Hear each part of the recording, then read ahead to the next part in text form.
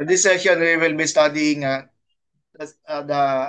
analysis of the word kesed in the post-exilic writings. When I say post-exilic writings, this does not include the rest of the use of the word kesed. So notice the word kesed is assigned into different groups. So groups by genre, for example, the Pentateuch, the word kesed in the Pentateuch or the word kesed in the Deuteronomistic history, that is from Joshua to Second Kings. And then the word kesed as used in the 8th century prophets such as genre, which we call yung different eras of the um, yung prophecy, pre-exilic, exilic, and then post-exilic. And then there is also the Psalms. So Psalms, the understanding of kesed within the Psalms or yung post-exilic writings, no? Yung era. So this is our lesson for today, yung analysis of Chesed from the post-exilic writings. These post-exilic writings include First, Second Chronicles, Ezra, Nehemiah, Daniel, and the post-exilic prophets. But the word Chesed does not appear in the post-exilic prophets. So automatically, we will not include yung Zechariah, Malachi, di ba?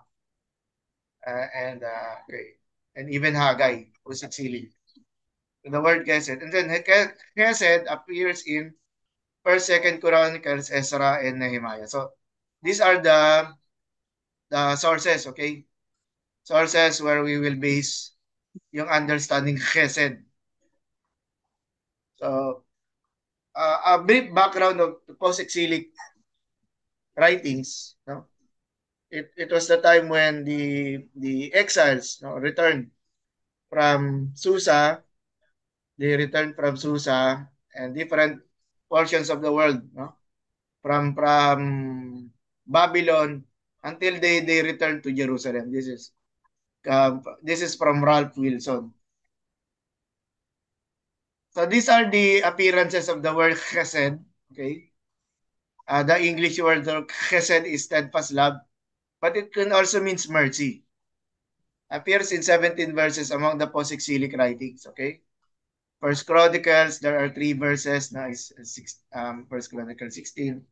Second Chronicles have 7. Okay, chapter 5, 6, and then chapter 20, verse 21. For Ezra, we found 3 verses, 3:11, 7:28, and 9:9. And then Nehemiah, 4 verses, 1, 5, 9, 17, and then 13, 22. So we can find here, yung what you can do, these are steps, okay? So again, we're done with looking at the where the passages can be found, no?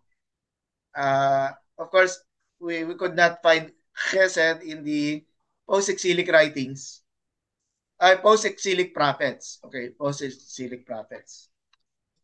So make a list of these verses. You're going to do, give thanks to the Lord for he is good. With them were Haman and Jeduthun, rather. Haman and Jeduthun, First Chronicles 16:41. And then, so these are just examples. You need to write everything. No? Kasi dito yon 3 for First Chronicles, for 7, Second Chronicles, Ezra. And then write down your observations. For example, Ezra 9:9 shows the general sentiment of the use of kesed from the post-exilic writings. For we are slaves, yet our God has not forsaken us in our slavery, but has extended to us his steadfast love before the kings of Persia to grant us some reviving to set us on. So these are the general sentiment for the use of chesed, no, among the post-exilic writings. And then observation, this text reflects the Jewish experience of Exodus from their thought. This is called the second Exodus, no?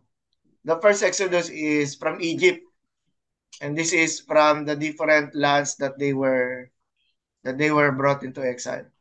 So the results of Chesed in Esther 9:9 include they were not forsaken, or the favor from the kings of Persia, and then the reviving in the return of the house, which is for the the of course it can mean two different things. The house of David, that is the Davidic covenant, or it is the rebuilding of the temple, and then the repair its ruins, and then protection. That call for protection. And then for Nehemiah 9:17, associated the chesed of the Lord with forgiveness. So the first one was yung sentiment, yung not forsaken.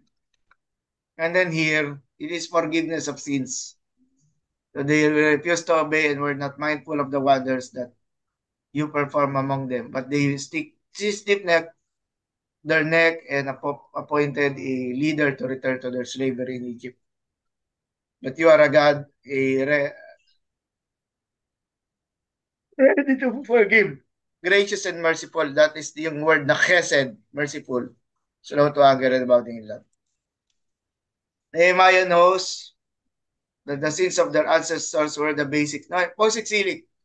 Why they were brought into exile? Why was the northern and southern kingdom destroyed, defeated?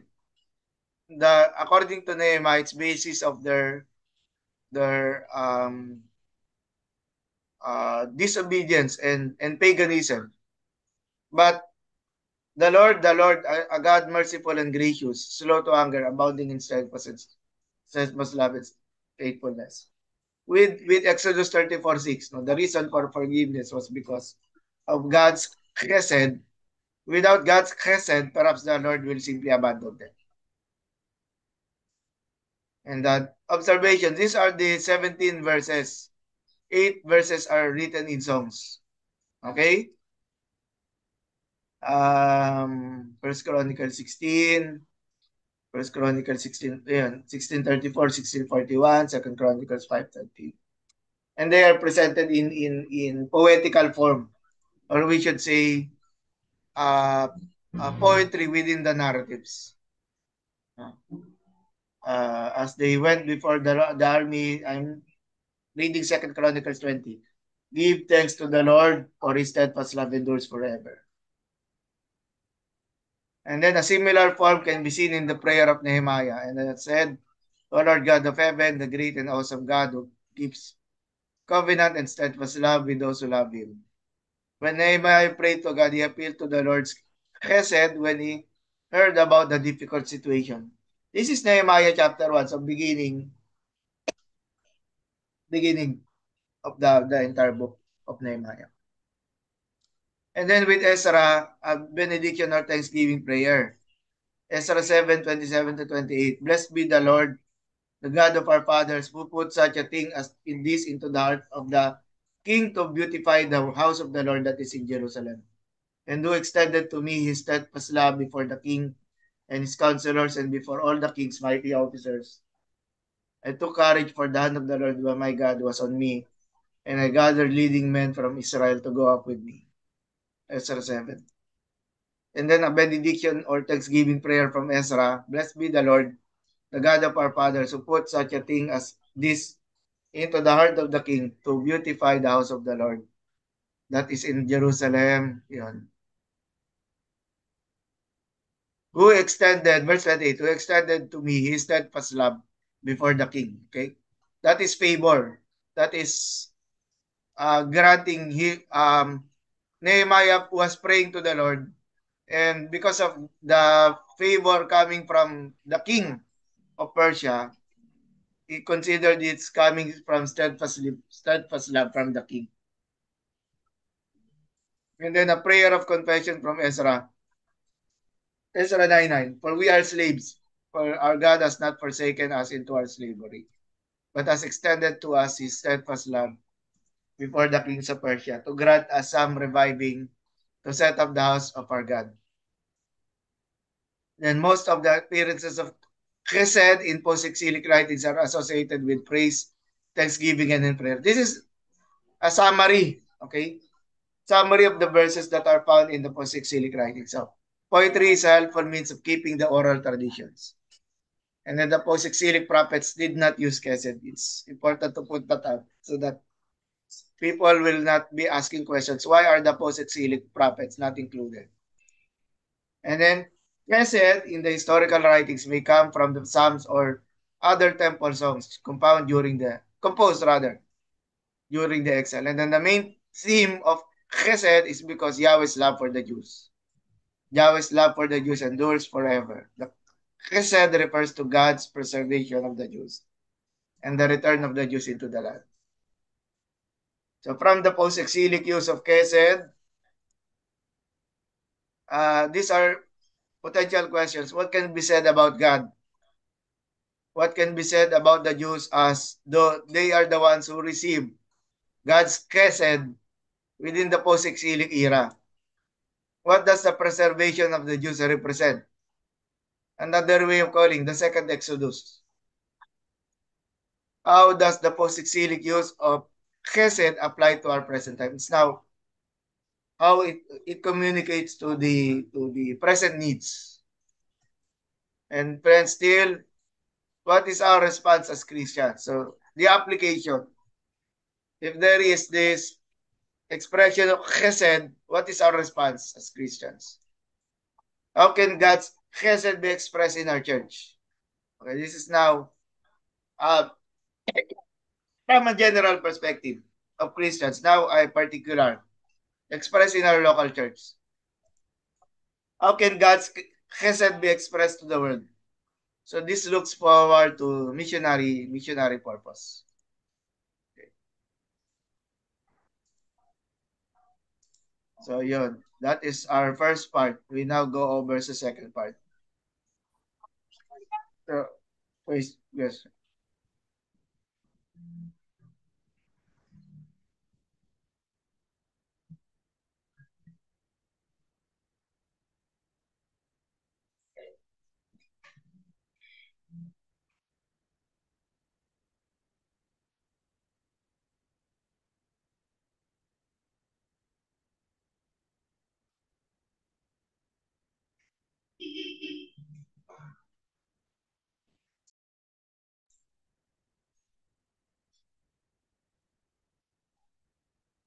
Sir, you muted your mic. Thank you. The second part is our organization of the thoughts. If we already found out the verses, how are we going to organize? So here, you could see that we look at this. These are the 9 verses, no? 2, 2, 4, 6. Yeah, 9 verses. Which we could find the word chesed in the post-exilic. So you need to organize them into different teams, no? So here, I found out that for example, theme one, First Chronicles is about first theme, and then there is theme two, First Chronicles, and then another from Second Chronicles. No, uh, yung verse na to, yung theme two. So I found 5 teams. Hello, 5 teams. But in that 5 teams, still able to break them down into just 2 teams. But it is possible to make them into 3. Okay? So what am I talking about?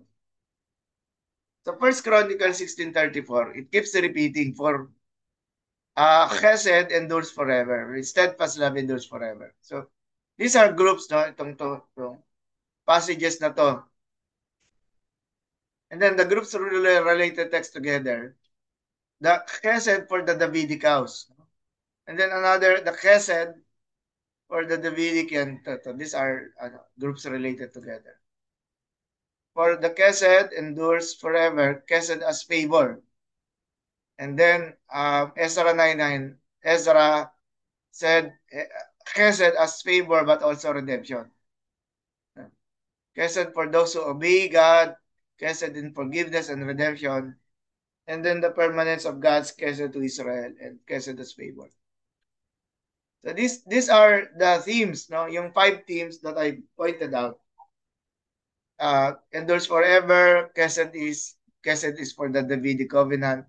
Chesed results in the preservation of the people of the Jews, and then chesed results in forgiveness, And then Kesed results in their redemption.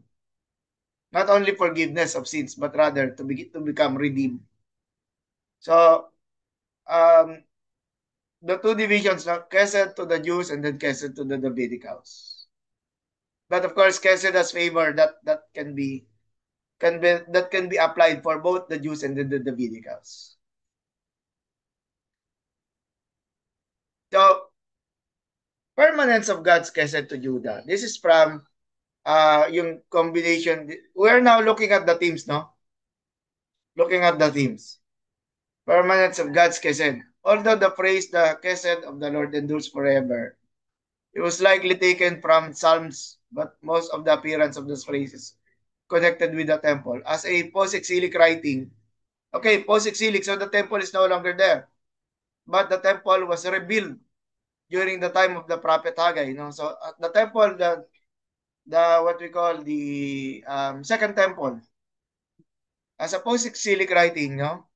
It's no longer the temple of Solomon. Rather, it is the temple that was built during the time of Haggai. It's called the Zerubbabel temple. Zerubbabel, given he is the descendant of King Solomon. When written in the post-exilic time, it appears as a continuing praise. I suggest that the phrase, the chesed of the Lord, is the singing of praise when the second temple was already standing. No? So we could say that it is already established. In the confessions of Nehemiah and Ezra, the declaration of Ezra and Nehemiah about the permanence of God's chesed, the Lord has something to do with the continuing existence of the Jews as the people, as a people. So I should say even today, no, that continue. And Ezra 3:11, Zerubbabel anointed the priest, which implies the continuing survival of the Jews and their worship. Now, sent to the Davidic house, no? The author recalls the covenant of the Lord to David in 2 Samuel. But my chesed will not depart from him. So the Davidic covenant was rewritten in 2 Chronicles 17, 12 to 20. The chesed of God to Solomon resulted in wisdom. Solomon's prayer acknowledged God's covenant to his father. Now, chesed to the Davidic house. Notice here, these are now different verses, no? The theme is now the um organizing rule. And then there, what time is it na ba? 10:27. And then chesed to the Davidic house. So initially, it was to Judah. Now it is for the Davidic house. The author recalls the covenant of the Lord in 2 Samuel 7:8 to 16. My chesed will not depart. It is restated. The Davidic covenant was rewritten here. 2 Chronicles 17:12 to 20. You could check it, no? And then chesed of God to Solomon resulted in his wisdom. So it's rewarding. 2 Chronicles 1 verse 8. And in Solomon's prayer acknowledged God's covenant to his father. So what's the thing here? 2 Chronicles looks back at the time of the kings, okay? But it was written during the post-exilic era. So it looks back, but it also looks at the present. It also considers the present. When we say present, that was the time of the post-exilic era. The writing of the second Chronicles, not our present, just to distinguish. And then, though the Davidic kingdom fell during the Babylonian invasion, the Davidic covenant is still an important theme in the post-exilic community. Do not go forward ahead to Jesus, no? I'm talking about the post-exilic community. The Jews look upon their governor Zerubbabel, who was a descendant of David, while the Jews were a vassal or a subjugated peoples by the Persian Empire. The hope of the Davidic house continued because of Zerubbabel as their governor. Now, like I said, this is the third theme, the third and last, the use of the chesed as favor, using text related to the individuals, namely Ezra and Nehemiah. So this is not a community, but rather it is for Ezra and Nehemiah. And of course, when the favor was given to this Jewish leaders, Ezra and Nehemiah. So the community also benefits. The favor of the Lord to Ezra and Nehemiah resulted to their honor, but also redemption and forgiveness. So in conclusion, the chesed of God in the post-exilic era are found in the historical writings. First, Second Chronicle, Ezra and Nehemiah, but not in the minor prophets written in the era. First and Second Chronicles are both books that rewrite the history of Israel in First and Second Samuel. The first collection bears the theology of the monarchy read from the lens of the Deuteronomistic history, meaning First and Second Samuel. So, but not, but a bit of course, yung presence ng Deuteronomistic history in First and Second Chronicles. The second collection shows the preservation of the Jewish people. They praise the Lord because the return to Jerusalem was a form of a second Exodus. The chesed of the Lord emphasizes three things: permanence of God's chesed to the Jewish people, permanence of God's chesed to the Davidic house, and favor resulting to the survival of the Jews. The chesed of God is manifested in the preservation of Jewish people. Their ancestors sinned and rebelled. The Lord allowed them to be defeated by the Babylonians, but the Lord forgave them and redeemed them. The Lord allowed the Persians to be friendly to the Jews. The Persians allowed them to return to their land. And then continuing worship. Psalm 137:4. How can we sing in a foreign land? This was exilic, no? Psalm 137 was composed in an exilic era, not post-exilic. But in and Second Chronicles, this book contain lines of songs about the permanence of God's chesed. The presence of songs within the post-exilic narrative shows the Jews practice open and unrestricted worship. The emphasis of these songs to the Temple of Solomon implies the presence of the Second Temple rebuilt in Jerusalem. So there are messianic hopes. Ito na yung looking forward. The permanence of the Davidic house is also emphasized in the chesed for these writings. The first record of God's covenant to David is found in 2 Samuel 7. The post-exilic scribes rewrote the covenant of God to David in 2 Samuel 17, 12 to 20. This rewriting shows the people's faith that God will continue to raise a son of David who will rule their people.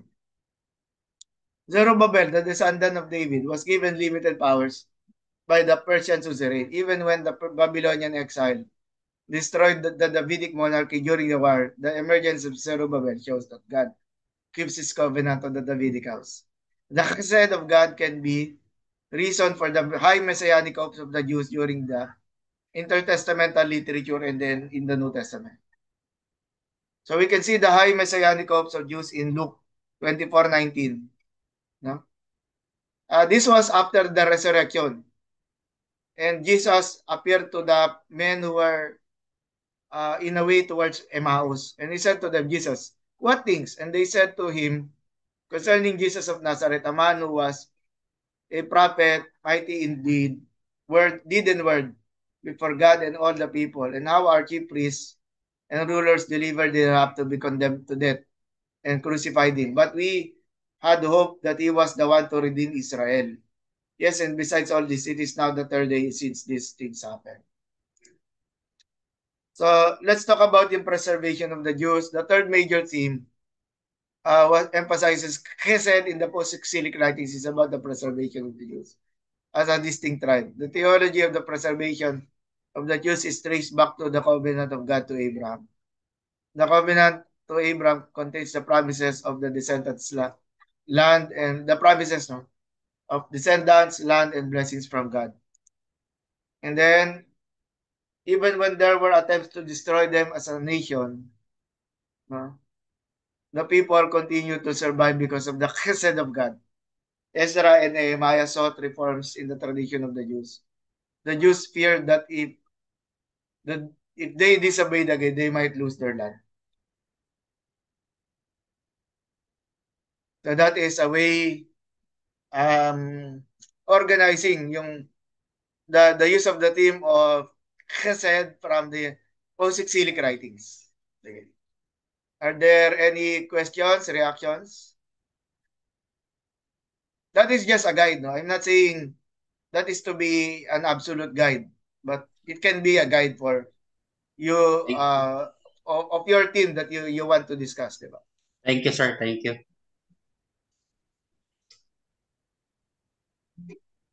Okay. Other reactions aside from thank you. So we'll be presenting it next week, sir. No? I, uh, I am looking, but there's still another week, sir. Do we have still a meeting? So next week would be October Presentation. 23, 20, 30. So there will be another presentations Hindi, your presentation na. on Presentation of 30. the students. So next week, Oo. how about on 30, sir? I am asking this, sir, because I have actually a problem in my schedule next week. So we have a conference, but I can if Hindi, there is what you can do, mag-send ka na lang na recording. okay. Thank you, sir. Thank you for that. Yan na lang. You send the recording of your report and then attach it in Google Drive so we can play here. Thank you. So I have a difficulty because I have a conference next